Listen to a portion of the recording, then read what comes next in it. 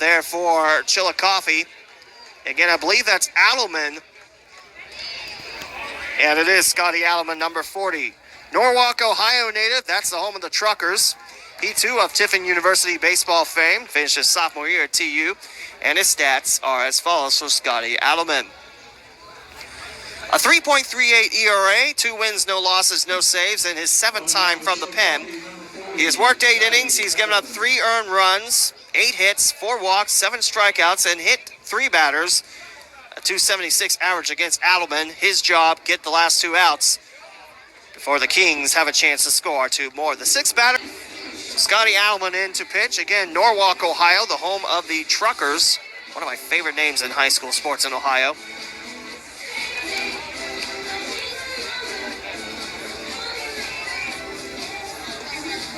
Trying to see if he did graduate from Norwalk High or if he actually looks like he went to Norwalk St. Paul High School, the private school in Norwalk.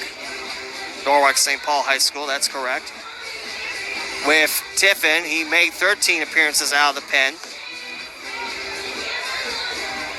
20 innings pitched for the Dragons, 1 win, 1 loss, and he also started 1 game, so 12 times out of the pen. An ERA of 6.30.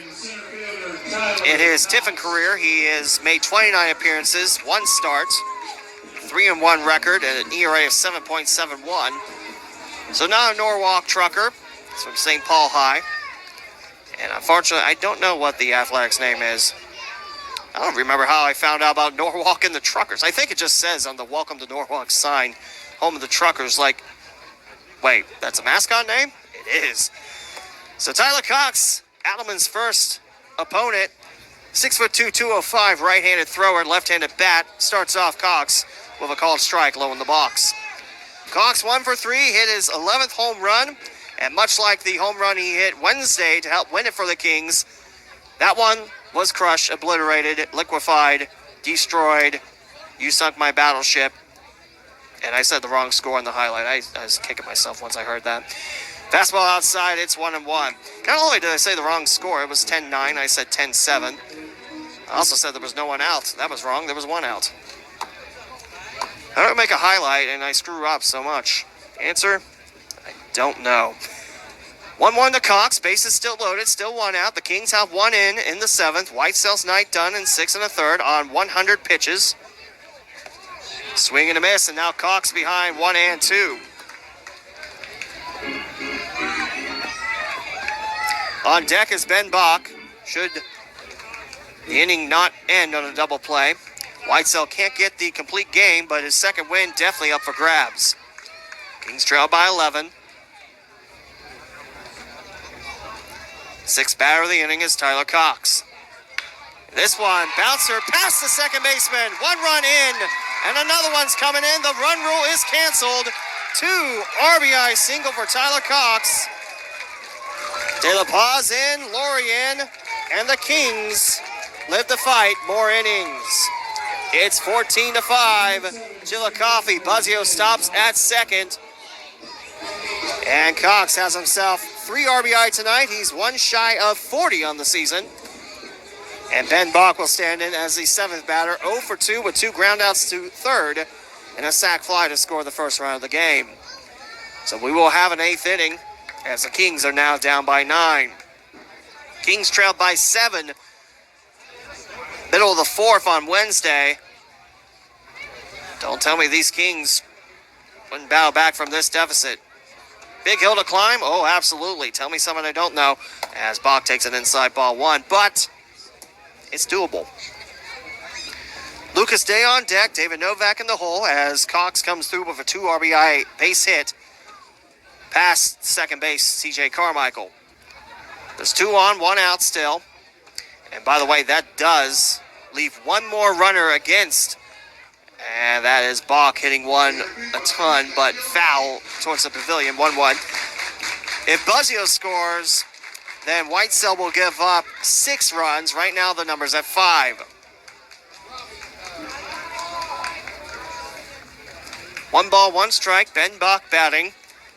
Buzzio at second. Cox at first. The 1-1. Adelman floats a breaking ball up there. It's 2 balls, 1 strike. Lucas Day on deck, David Novak to follow. Still can't believe how much college landscape is changing. I can't believe Bengals extended Logan Wilson. Outside, it's 3-1. 4 years.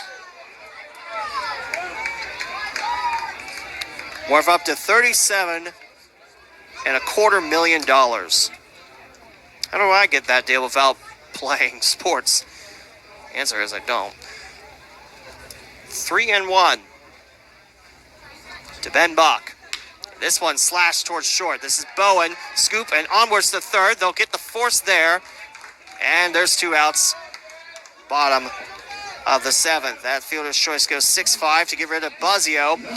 So that will leave Whitesell with 5 earned runs against in his 6 1/3. Bach safe at first. Cox now the second. And Lucas Day will face Adelman for the first time. 8th batter in the 7th. As the Kings score 3 to stave off the run rule.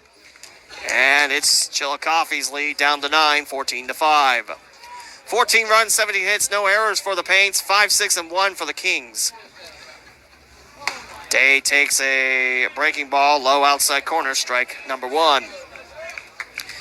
And since the run rule is canceled for now, we'll look at the scoreboard. Might have to bring it back top 8, but Lafayette leads at home against Johnstown 9-3. Danville falls in a run rule at Terre Haute 12-2. Bach has been called against Adelman. Bach to second. Cox to third. It's a balk. It's balk as Bach moves to second. And Cox to third. It's a dead pitch. It remains 0-1 against Lucas Day. Adelman box. Bach moves on the balk to second. I'm a poet and I didn't even know it. 0-1 foul down the left field line. It's 0-2 today. 2 outs now. Bottom 7. Kings trail 14-5. No one in the bullpen for Chillicothe. Not a soul. In fact, not even the gear down in front of the pavilion. And the Kings bullpen is quiet with just a backpack waiting on the wooden bench. 0-2 today. And again, a balk has moved Cox and Bach 90 feet ahead. Tired of that joke? I think I am too. That's a ball, and Day back 1-2. Kings in this inning have 4 hits, 3 runs. Cox at third and Bach at second. And Day takes the 1-2 and bops it to second. Carmichael there onto Figueroa. And Day out 4-3. But the Kings stave off a run rule. 3 runs, 4 hits, no errors, and 2 left. And it's a 3-run bomb in the 7th for the red-cladded Kings. 14-5, we head to the 8th, and we'll recap the scoreboard when we come back. This is PLTV.